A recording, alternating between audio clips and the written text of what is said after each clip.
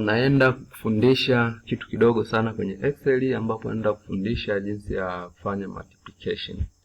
Yes, wengi hawajui multiplication tunaitumiaje kwenye Excel. Multiplication unatumia alama ya nyota. Unatumia alama ya nyota kufanya multiplication.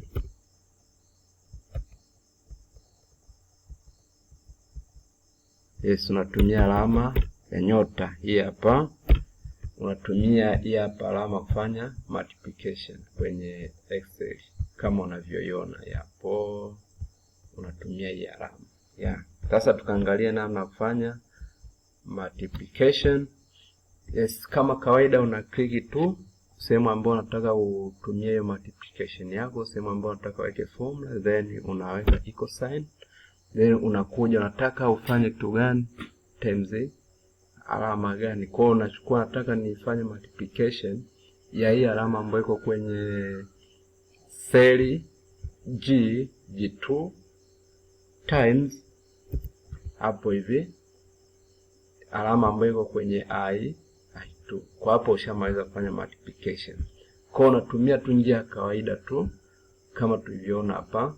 Kwa unatumia star, alama star kufanya multiplication. Kwa baada hapo unapiga enter. Kwa kama unavyoona hapa 40 times 20 unapata 800.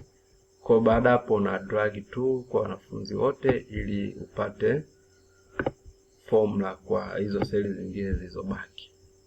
Kama kawaida, kwa mfano unakuta hapa hivi kuna 0, lakini tuchukulie kwa mfano kama hapa hamna kitu na yenyewe imetuletea 0. Kwa hiyo pia tunaweza tukaongezea kitu kwenye formula yetu, kwamba tukichukua 0 times alama yote inatuletea 0, lakini kuna sehemu ambazo hazina kitu. Kwa kama hakuna kitu pia tunaweza tukaongezea formula kwamba kama hizo seli zetu ziko blank, hazina chochote, zitupe kitu gani. Kwa sababu hapa tunashindwa kutambua kwenye formula yetu kwamba hapa eza kuna 0 tumezidishana namba au hakuna chochote.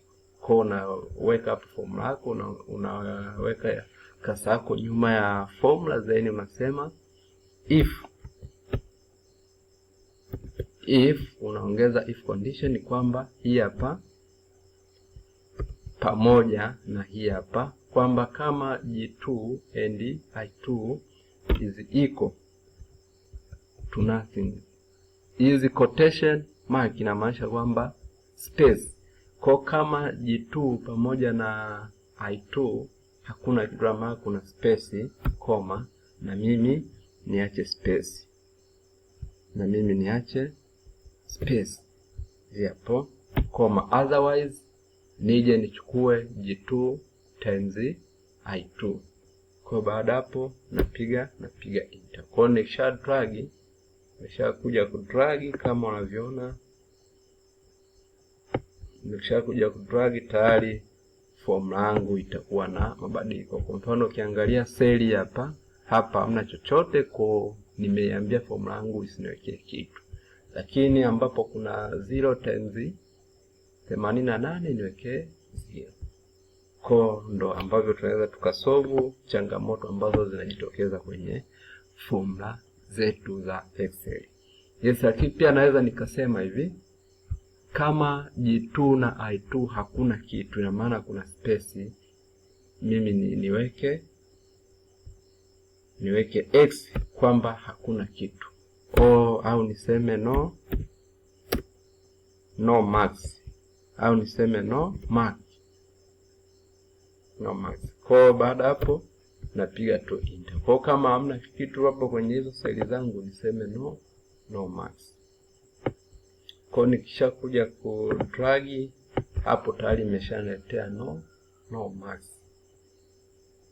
Kama ulivyoona ndugu mfuatiliaji wa Excel Logic Pro, hivi ndo ambavyo anaweza kutumia multiplication formula. Tafadhali subscribe ili uweze kupata video zote zinazoendelea kwenye channel hii, lakini usisahau kulike, kushare na comment. Asante kwa kunisikiliza.